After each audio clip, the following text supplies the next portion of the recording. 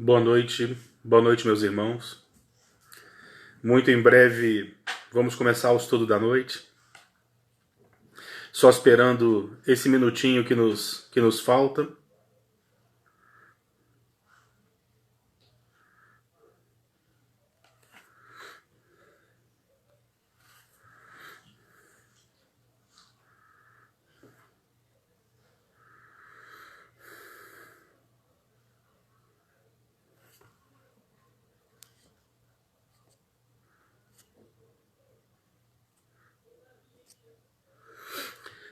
São 20 horas em ponto. Vamos começar o estudo da noite. O estudo da noite é comigo. Meu nome é Guilherme, eu sou da cidade de Vassouras. E vamos começar como de praxe. Vamos começar com uma leitura. Leitura do livro Vinha de Luz, do Espírito Emmanuel. Item 105. Diz o seguinte: paz do mundo e paz do Cristo. A paz vos deixo, a minha paz vos dou. Não vou-la dou como o mundo a dá. Jesus. Isso está no Evangelho de João, capítulo 14, versículo 27. Olha o que o Espírito Emmanuel fala a respeito dessa passagem. É indispensável não confundir a paz do mundo com a paz do Cristo. A calma do plano inferior pode não passar de estacionamento. A serenidade das esferas mais altas significa trabalho divino a caminho da luz imortal. O mundo consegue proporcionar muitos acordos e arranjos nesse terreno, mas somente o Senhor pode outorgar ao espírito a paz verdadeira. Nos círculos da carne, a paz das nações costuma representar o silêncio provisório das baionetas. A dos abastados, inconscientes, é a preguiça improdutiva e incapaz. A dos que se revoltam no quadro de lutas necessárias é a manifestação do desespero doentio. A dos ociosos sistemáticos é a fuga ao trabalho. A paz dos arbitrários é a satisfação dos próprios caprichos. A dos vaidosos é o aplauso da ignorância. A dos vingativos é a destruição dos adversários. A dos maus é a vitória da crueldade. A dos negociantes sagazes é a exploração inferior. A dos que se agarram às sensações de baixo teor é a viciação dos sentidos. A dos comilões é o repasto opulento do estômago, embora haja fome espiritual no coração. Há muitos ímpios, caluniadores, criminosos e indiferentes que desfrutam a paz do mundo. Sentem-se triunfantes, venturosos e dominadores no século.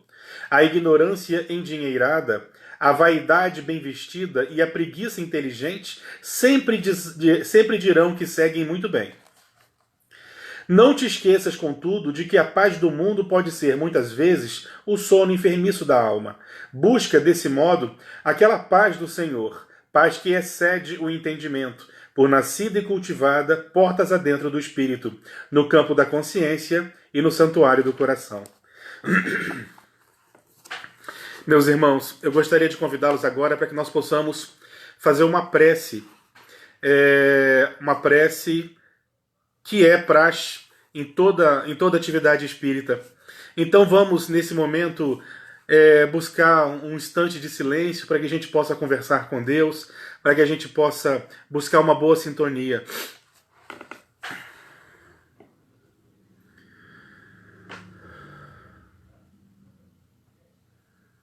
Senhor Deus, nosso Pai, Pai de infinito amor e de infinita misericórdia, Jesus, guia de toda a humanidade, nós te buscamos, Senhor, em nossos pensamentos, para que tu possas vir ao nosso encontro, nos amparar, iluminar nossos caminhos, Senhor, dai-nos forças para que nós sejamos capazes de vencermos-nos.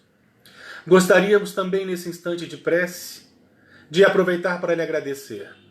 Lhe agradecer todas as oportunidades que nos são ofertadas. Obrigado, Senhor, pelo pão nosso de cada dia, pelo teto que nos abriga, por nossas famílias, pelas roupas que nos cobrem, que nos protegem do frio. Obrigado, Senhor, pela oportunidade do trabalho, do estudo. Por tudo lhe rendemos graça, Jesus. Mas gostaríamos de te pedir ainda, divino amigo, que toda essa luz que nos envolve aqui nesse instante possa de alguma forma se irradiar, amparando todos aqueles que sofrem por um motivo qualquer de dor. Que a sua luz possa visitar aqueles que não poderão estar conosco nesses instantes. Que a sua luz possa visitar aqueles em quem nós mentalizamos, amigos, familiares, ou aqueles que sofrem nos leitos hospitalares, nas calçadas, nas marquises, nas ruas. Enfim, Senhor, te pedimos por todos aqueles que necessitam do teu amparo, da tua misericórdia e da tua proteção. E primeiramente, em nome de Deus, nosso Pai, em nome de Jesus, que é o guia de toda a humanidade, e de todos os amigos espirituais, que nós possamos então dar por iniciado o estudo da noite de hoje. Obrigado por tudo, Senhor.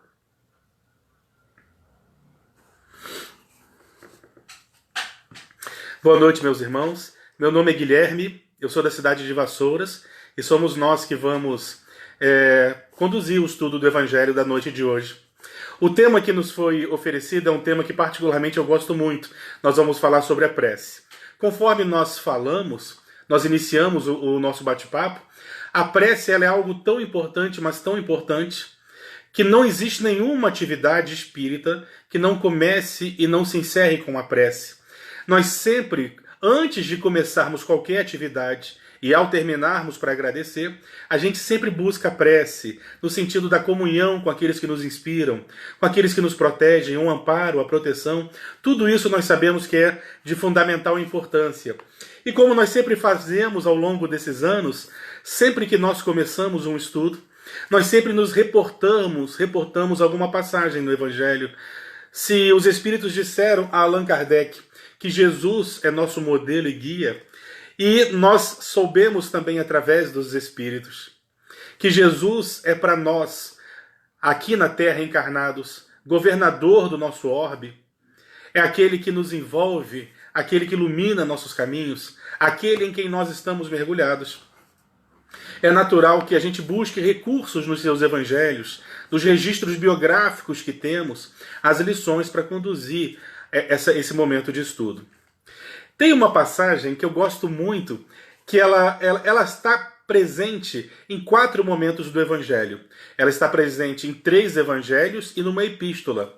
Ela está presente no Evangelho de Lucas, no Evangelho de Marcos, no Evangelho de Mateus e na primeira epístola de Pedro.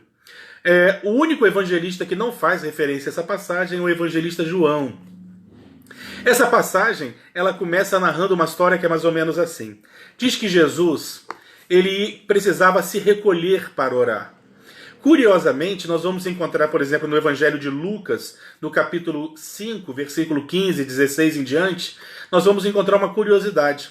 Com frequência, Jesus buscava os desertos ou os montes, ele se isolava para orar. Algumas vezes, na maioria das vezes, ele ia sozinho, algumas vezes ele ia acompanhado de alguns de seus discípulos, mas como nós vemos no capítulo 5 do Evangelho de Lucas, no versículos 15 e 16, Jesus muitas vezes ele buscava os desertos para orar sozinho. No Evangelho de Marcos, capítulo 1, no versículo 35, nós vamos encontrar uma outra passagem muito curiosa. Jesus, quando tinha um dia muito atarefado, que logo nas primeiras horas da manhã os seus discípulos já o buscavam, nessa ocasião ele acordava antes do sol para se colocar em oração, talvez porque soubesse que durante aquele dia ele não teria oportunidade de se afastar para fazer as suas orações. A oração, quando nós vamos acompanhando a narrativa dos evangelhos, a gente observa que as orações elas eram constantes na vida de Jesus. Jesus orou, por exemplo, antes de escolher os seus discípulos. Jesus orava todos os dias. Nos dias em que ele tinha mais atividades, conforme nos narra o Evangelho de Marcos, capítulo 1, nos dias que ele mais tinha atividade, quando os seus discípulos foram ao seu encontro, ele já havia acordado. Ele havia acordado antes do sol nascer para se colocar em oração, sabedor que era que naquele dia ele não teria condições de fazer as suas preces, as suas orações. Nós vamos encontrar Jesus orando inclusive na cruz. Quem não se lembra? Pai, perdoa-lhes, porque eles não sabem o que fazem. Então a oração foi uma ferramenta utilizada por Jesus em diversos momentos. E conforme nós vamos fazendo a leitura dos evangelhos, a gente observa que Jesus, ele praticamente orava todos os dias, refugiava-se para orar todos os dias. No Evangelho de Mateus, capítulo 14, nós vamos encontrar que Jesus ele estava sempre buscando um local solitário para oração. Inclusive, após a distribuição dos pães e peixes, enquanto o povo estava ali farto do alimento do corpo, após ter recebido o alimento espiritual, Jesus vira para os seus discípulos e pede para que eles possam levá-lo para um local onde ele possa se colocar em oração. Jesus pedia para se afastar da multidão, para se colocar em oração. Então a oração ela esteve presente em diversos momentos na vida de Jesus, mas particularmente nessa narrativa que nós vamos começar o estudo de hoje. Diz que Jesus, então, ele estava procurando um local para orar, e ele sobe um pequeno monte, ladeado apenas de Pedro, Tiago e João. Ele sobe esse pequeno monte, e nós vamos seguir a narrativa de Lucas. Eu escolhi a narrativa de Lucas porque Lucas dá mais detalhes em relação à oração que Jesus faz. Então, quando eles chegam no alto desse monte, Jesus se afasta dos seus discípulos para orar. E os seus discípulos repousam. Quando, de repente, eles despertam para o que estava acontecendo, eles olham para Jesus e se surpreendem. Segundo o evangelista Lucas, as vestes de Jesus haviam se tornado brancas, alvas, mas era um branco tão branco como nenhum lavandeiro da terra teria condições de deixar algo tão branco. Jesus havia se transformado em luz, e ele brilhava tanto quanto o sol, e era dia. Jesus apresentava-se aos seus discípulos em luz. De repente, ladeiam, materializam-se, aparecem dois espíritos. Ao lado de Jesus nós temos a figura de Moisés e a figura de Elias. Curiosamente, Moisés havia vivido 1.300 anos antes de Jesus, e Elias teria vivido 1.100 anos antes de Jesus. Esses dois espíritos do passado, eles agora estavam ali ladeados, conversando com Jesus, o que deixa seus discípulos muito assustados.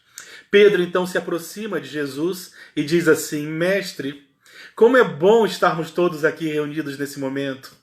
Acaso tu gostarias que nós construíssemos 3 tendas, uma para ti, outra para Moisés e outra para Elias? Tamanha era a perfeição do fenômeno da materialização daqueles espíritos, que Pedro acreditava que eles não só estavam ali, como também teriam necessidade de repousar. Conforme o tempo foi passando, outros fenômenos aconteceram, de forma que num determinado momento cessam-se os fenômenos, até por medo dos discípulos, e Jesus vira para os seus discípulos e diz assim: é necessário nós descermos a montanha. Pedro fica um pouco chateado. Ele diz para Jesus: mas é tão bom estarmos aqui. Mas Jesus é enfático: é necessário descermos a montanha. No dia seguinte, então, pela manhã, segundo a narrativa de Lucas, eles descem a montanha. Quando eles estão chegando ao pé da montanha, já uma multidão aguardava por Jesus. Curiosamente, diferente dos primeiros momentos, no primeiro ano do seu messianato, já no segundo, no terceiro ano do messianato de Jesus na terra, era comum que ele estivesse sempre acompanhado por uma multidão. Uma multidão o buscava onde quer que ele estivesse, seja em Cafarnaum ou até mesmo em Jerusalém, onde as pessoas sabiam que Jesus estava. As pessoas iam ao seu encontro e é muito natural nós entendermos isso, porque eu imagino que não seria muito diferente nos dias de hoje. Vamos imaginar, por exemplo, se nós tivéssemos condições, se nós ouvíssemos falar de alguém que está caminhando por aí, disseminando, espalhando sementes de esperança, sementes de liberdade, sementes de cura, de fraternidade, levando esperança para aqueles corações mais sofridos, repletados de ansiedade como nós vivemos, nós também iríamos ao encontro. Era natural que mesmo naquele tempo as multidões buscassem Jesus. Nós vamos encontrar então, depois de determinado momento na sua jornada, sempre uma multidão o acompanhava ou uma multidão lhe aguardava onde quer que ele fosse. Quando Jesus desce com seus 3 discípulos à montanha, ele encontra ali um pai desesperado. Esse pai está desesperado porque ele traz com ele um filho que, segundo ele mesmo, era um filho endemoniado. Segundo os outros evangelistas que fazem referência a essa passagem, Os seus discípulos que permaneceram no pé da montanha tentaram curar aquela criança, mas não conseguiram. Então aquele pai desesperado vai ao encontro de Jesus pedindo socorro pelo filho. Dizia que o filho babejava, que dizia que o filho se desesperava. Segundo um dos evangelhos, o espírito que dominava aquela criança o jogava no fogo para que se queimasse, ou o jogava na água para que se afogasse. Jesus então faz uma pergunta muito curiosa para esse pai. Jesus pergunta assim: mas tu crê que eu possa curar teu filho? A resposta desse pai é uma das respostas mais lindas de todos os evangelhos. Eu digo isso porque eu me identifico com esse pai. A sinceridade desse pai é impressionante. Ele vira para Jesus e diz assim: eu creio, Senhor, mas auxilia na minha incredulidade. Perceberam? Eu creio, Senhor, mas auxilia na minha incredulidade. Como assim? Ou a gente crê ou não crê. Como assim? Eu creio, mas me auxilia na minha incredulidade. Isso é manifestação sublime de sinceridade. Talvez se fosse eu, por exemplo, eu diria não, eu creio, claro, até por medo de que se eu dissesse que não cria o suficiente, talvez ele não curasse meu filho. Aquele pai, numa manifestação impressionante de sinceridade, ele diz: eu creio, Senhor, mas auxilia na minha incredulidade. Porque a fé tem dessas coisas. Nós queremos crer, auxilia-nos, Senhor, a crer. Mas nós titubeamos e é natural que seja assim. Porque a nossa fé, inclusive por ser raciocinada, ela permite que nós questionemos o tempo todo, é natural. Até o momento que ela consegue se robustecer de tal forma que a nossa fé se transforma numa fé inabalável. Mas questionar é necessário.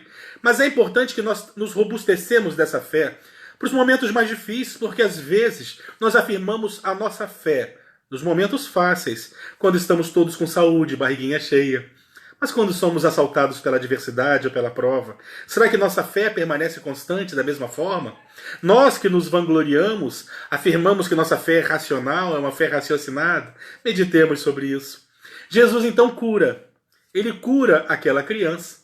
Só que logo em seguida, os seus discípulos lhe procuram e dizem: mestre, por que você conseguiu e nós não? Essa pergunta chega a ser engraçada, né?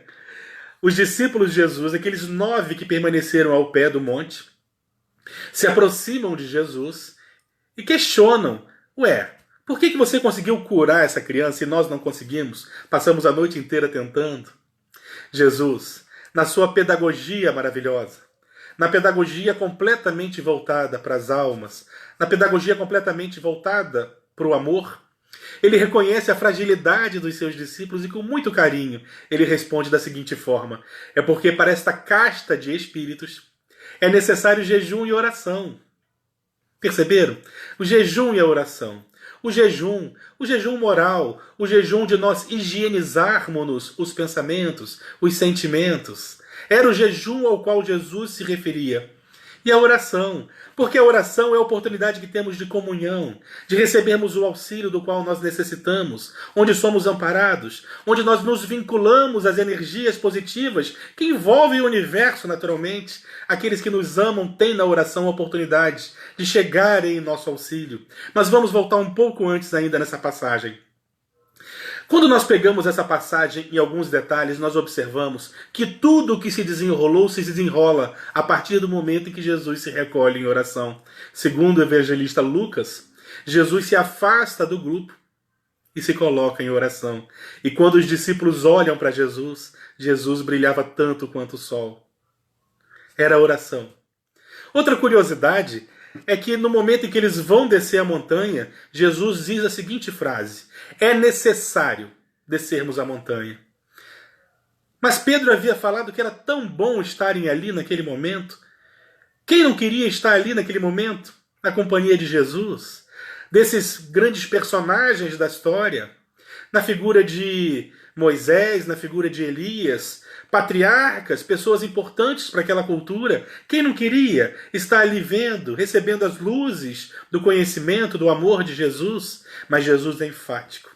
Temos que descer a montanha, é necessário descer a montanha, retornarmos à planície. Sabe por quê? Porque lá no alto da montanha não tinham as dores para serem curadas. Descer a montanha é necessário, porque é no pé da montanha que estão os sofredores. Jesus sempre ia ao encontro daqueles que sofriam. Jesus subia a montanha, se colocava em oração.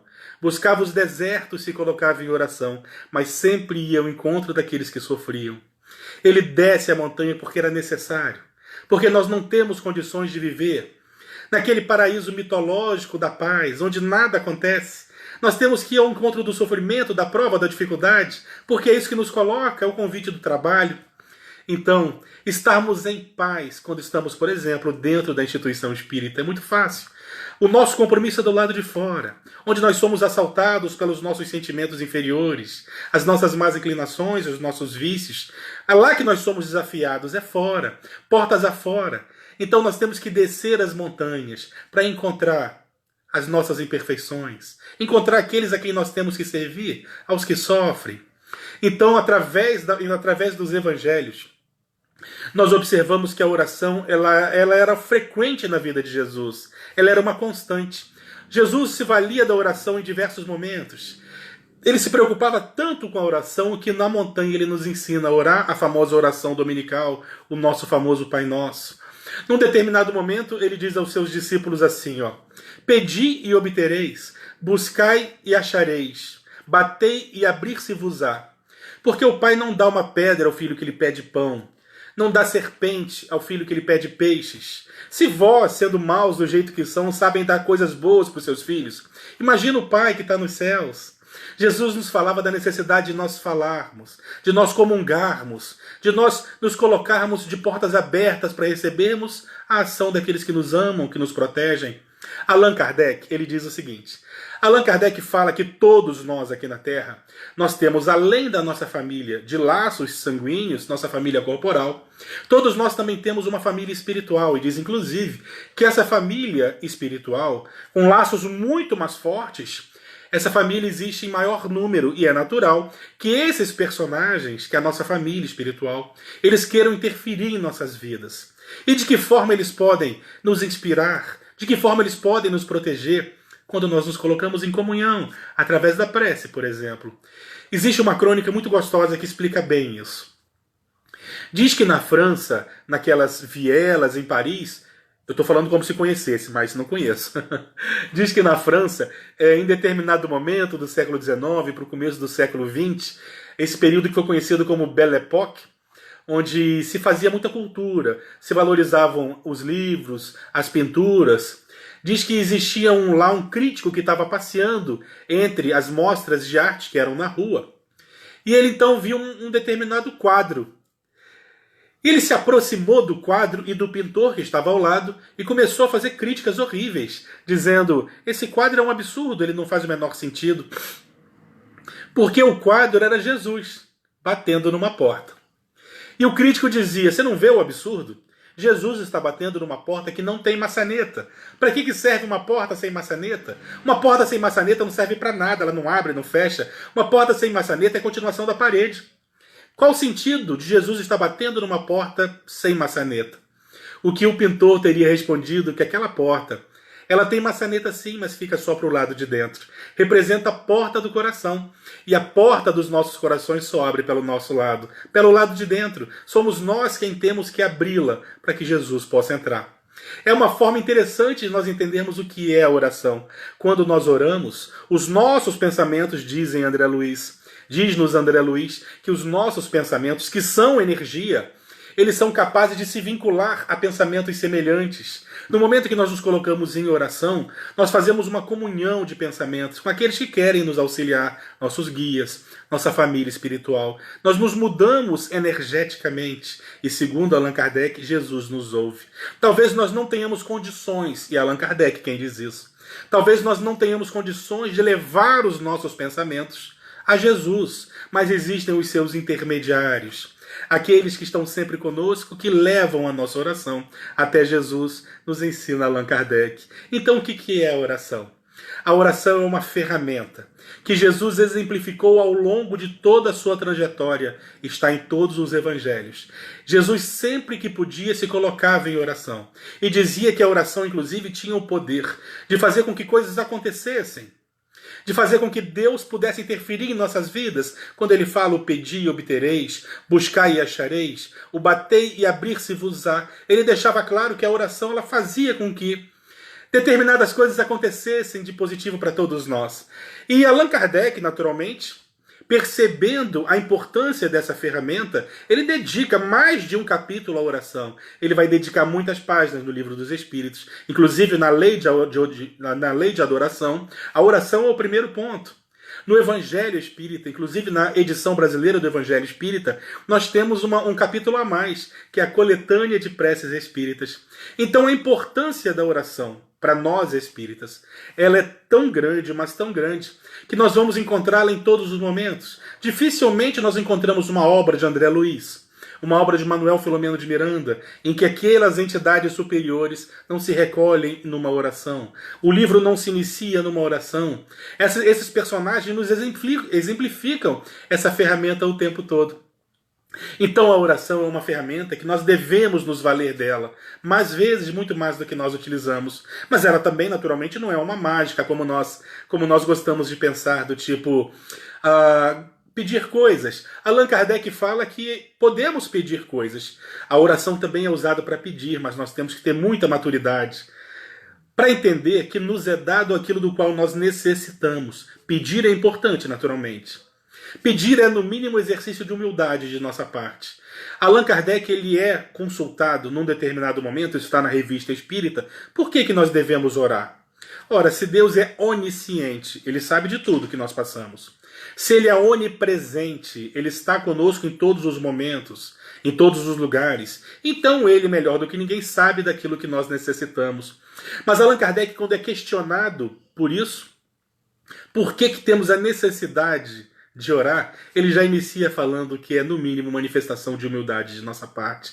Além da oração nos vincular àqueles personagens que podem nos auxiliar, que estão acima de nós, e que foi uma ferramenta utilizada por Jesus ao longo de toda a sua vida, é também exercício de humildade. É nós reconhecermos o quanto que nós necessitamos daqueles que nos amparam, daqueles que nos protegem. É reconhecermos a ação deles em nossas vidas.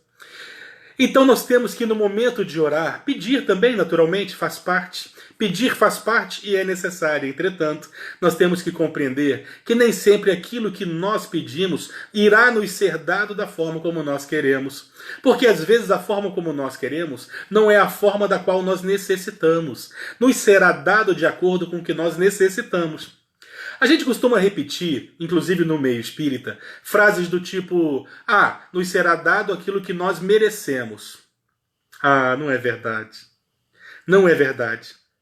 Às vezes nós recebemos até além do que nós merecemos. E digo mais, às vezes, se nós fôssemos receber aquilo que nós merecemos, podia ser muito pior. Nós não sabemos o que nós merecemos de fato. Então não acontece conosco aquilo que nós merecemos. Acontece conosco aquilo do qual nós necessitamos. E eles lá em cima, aqueles que nos conduzem, que nos protegem, que nos amparam, eles sabem exatamente a melhor forma de nos ajudar. Às vezes não é como nós esperamos. Existe uma crônica muito gostosa, ditada pelo espírito Humberto de Campos, que explica muito bem isso. Diz que existia uma família que era devota de Santo Antônio. Essa família ficava orando todas as noites, pedindo a Santo Antônio que lhe protegessem, que melhorassem suas vidas. Estavam, segundo eles, com as vidas estagnadas e queriam então auxílio de Santo Antônio para que a vida deles melhorasse. E ficavam orando. Diz Humberto de Campos nessa crônica que Santo Antônio ouviu. Ele ouviu e desceu lá das esferas superiores e foi ao encontro dessa família. A primeira coisa que Santo Antônio fez foi estudar essa família. Ele observou que aquela família era uma família que vivia numa pequena propriedade rural. Todos eles ficavam pedindo a Santo Antônio, todos pediam a Santo Antônio para que a vida deles melhorasse. Então Santo Antônio foi estudar a vida de cada um deles e descobriu que todos eles daquela família viviam com o auxílio de uma vaquinha muito generosa, que dava uma quantidade tão grande de leite que eles beneficiavam esse leite, que eles vendiam esse leite e conseguiam se manter graças à generosidade da vaquinha. Santo Antônio então estudou e teve uma ideia para poder ajudar aquela família toda de uma vez só. Ele empurra a vaquinha, ele empurra a vaquinha de um precipício. Gente, é uma crônica, tá? Pelo amor de Deus. Não vamos imaginar que Santo Antônio desceu e empurrou a vaquinha de alguém. Mas é uma crônica dita por Humberto de Campos. Santo Antônio, então, empurra a vaquinha precipício abaixo e volta para o mundo espiritual. Diz que 1 ano depois ele resolveu voltar à Terra para ver como é que estava aquela família. E quando ele chega naquela casa, naquela família, ele encontra todo mundo muito melhor. Eles não queriam que a vida melhorasse? Tem um ditado que diz que é a necessidade que faz o sapo pular. Eles pediam que a vida melhorasse, só não queriam que fosse daquela forma, mas foi a melhor forma. Então, quando nós pedimos, nós temos que entender que nos é dado de acordo com o que nós necessitamos, não necessariamente o que a gente pede. Lembrei de uma outra crônica muito curiosa. Essa ditada é uma história contada por Sueli Caldas Schubert. A médium Sueli Caldas Schubert, ela escreveu um livro biográfico da vida do médium Divaldo Pereira Franco. E nesse livro chamado O Semeador de Estrelas, que particularmente foi um dos primeiros livros que eu tive o privilégio de ler, diz que o Divaldo, e nós sabemos disso também pelo filme biográfico dele, que foi lançado há bem pouco tempo, diz que o Divaldo, quando ele saía do interior onde ele morava, ele pegava um trem rumo a Salvador. Ele ia da cidade, de Feira de Santana, até Salvador de trem. Logo na mais tenra idade, quando ele sai de casa, ele passa a fazer esse trajeto de trem. E logo que ele está entrando no trem, fazendo essa viagem de Feira de Santana a Salvador, ele observa que numa das estações seguintes entra uma jovem. Uma jovem que ele faz uma análise e ele observa que aquela jovem possivelmente estava saindo de casa pela primeira vez da vida. Era uma jovem muito simples. Pelas roupas que aquela jovem vestia, percebia que a família dela também era muito simples. E analisando, prestando atenção no diálogo, ele percebeu a família se despedindo dela na plataforma do trem. Então ele deduziu que era a primeira vez que ela saía de casa. A família muito preocupada, ela muito contente, mas assustada. Algumas estações de trem adiante, entra no vagão onde eles estavam um homem de terno, muito bem vestido, sapato de 2 cores, chapéu. E esse homem, muito bem vestido, com um andar malandreado, ele vai para próximo dessa jovem e senta ao lado dela. Ele então fica muito preocupado, porque se o vagão estava todo vazio, por que ele tinha que sentar exatamente ao lado daquela jovem? Então ele começa a prestar atenção na conversa dos dois, e ele começa a perceber que aquele homem estava seduzindo a jovem. Ele começava a convidar aquela jovem para descer com ele numa estação que não era a dela. Convidava ela que descesse com ele para uma aventura, e ela, muito inocente, saindo de casa pela primeira vez, talvez, ele percebia que ela começava a ceder àquele impulso. Aquele homem era um homem muito sedutor, e ela estava quase cedendo saltar com ele numa estação que não era dela, sem imaginar o que poderia acontecer. Diz Sueli Caldas Schubert que Divaldo então começa a fazer uma oração. Ele começa a fazer uma oração pedindo que os espíritos amparem, que os espíritos protejam aquela jovem. Porque com certeza, na sua percepção, algo de muito ruim poderia lhe acontecer.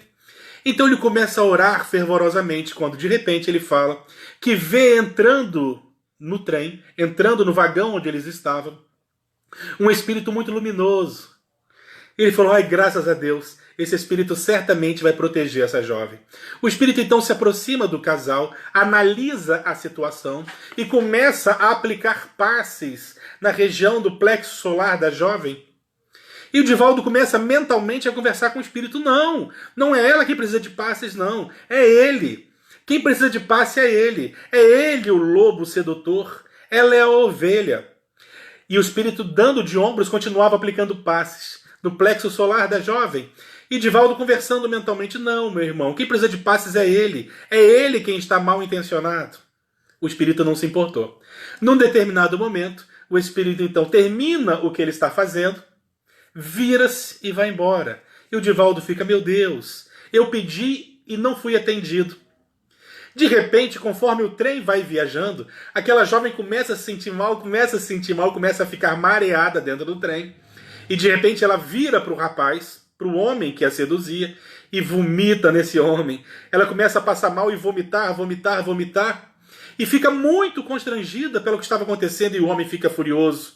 Ele começa a xingá-la, esbravejar, e a situação fica uma situação tão ruim, que ele sai andando na primeira estação para que pudesse se limpar, deixando ela para trás. E ela fica ali envergonhada, humilhada, e Divaldo entendeu.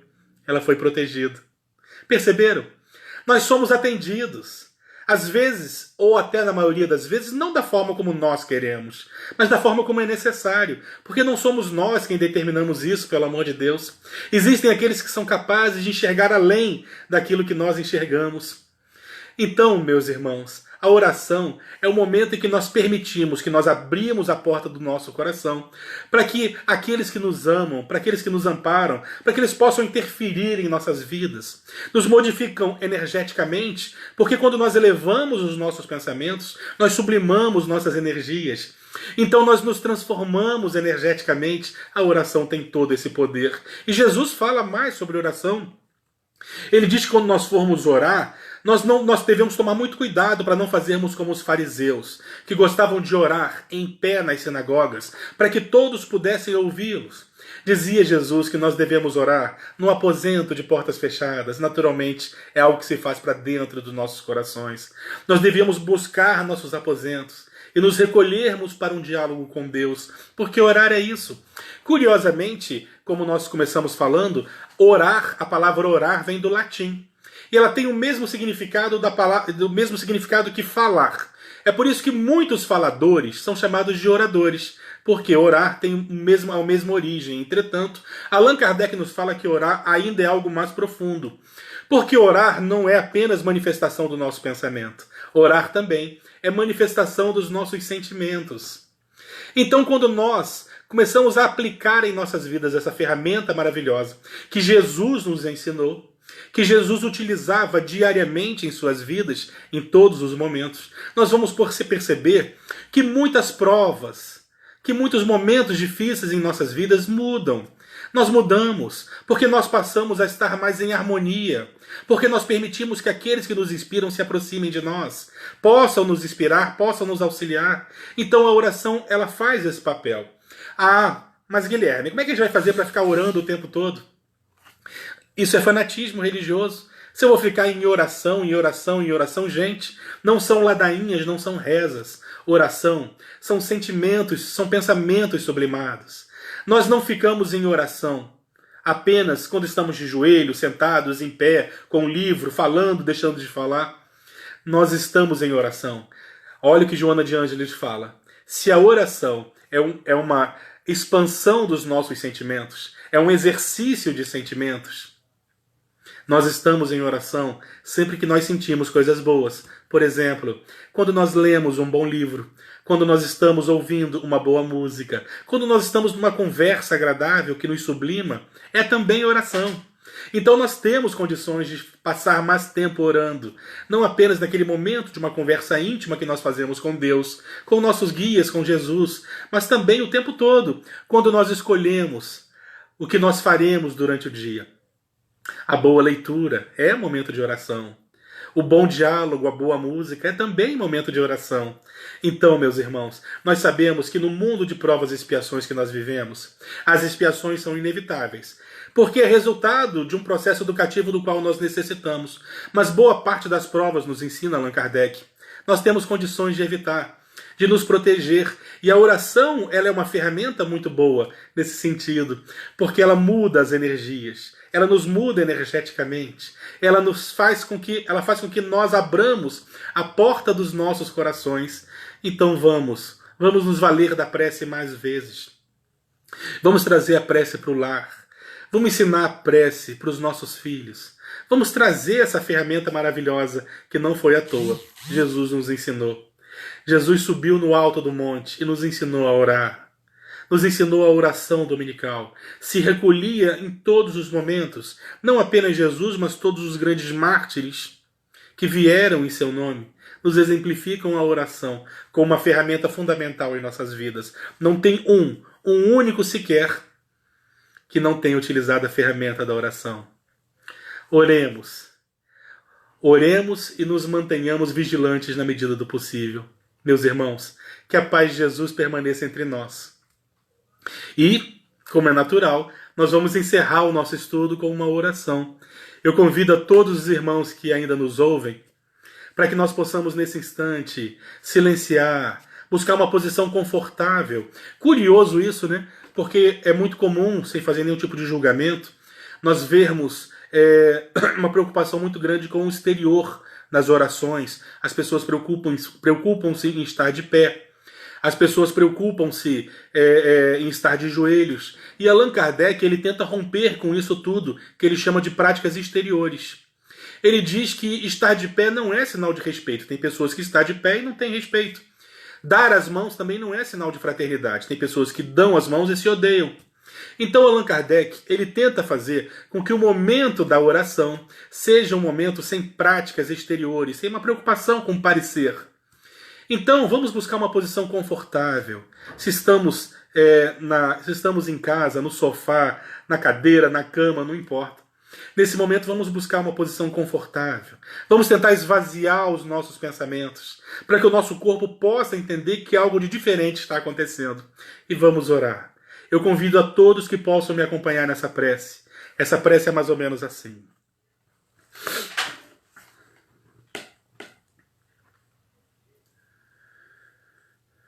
Senhor Jesus, te agradecemos também, Senhor, pela oportunidade dos instantes de estudo, pela oportunidade de estarmos reunidos fraternalmente em Teu nome. Mas eternos pedintes que somos da Tua misericórdia, Senhor, nós gostaríamos de Te pedir ainda mais. Gostaríamos de Te pedir por todos aqueles, Senhor, que não puderam estar aqui conosco nesses instantes, todos aqueles em quem nós mentalizamos, mas principalmente, Senhor, aqueles que mais necessitam de Ti, da Tua infinita misericórdia, aqueles que necessitam da Tua intervenção, Jesus. Vamos Te pedir nesse momento, pelos que odeiam, pelos odiosos, pelos rancorosos e pelos vingativos. É por eles que nós pedimos, Senhor, porque não temos dúvidas. São eles aqueles que mais necessitam de Ti. Ilumina, Senhor. Ilumina nossos passos, ilumina nossos pensamentos e corações, para que nós possamos vencer-nos, para que nós possamos tropeçar menos nas nossas más inclinações, nos nossos vícios. Fortalece-nos, Senhor, para que nós possamos vencermos-nos e rumarmos ao Teu encontro. Obrigado por tudo, Jesus.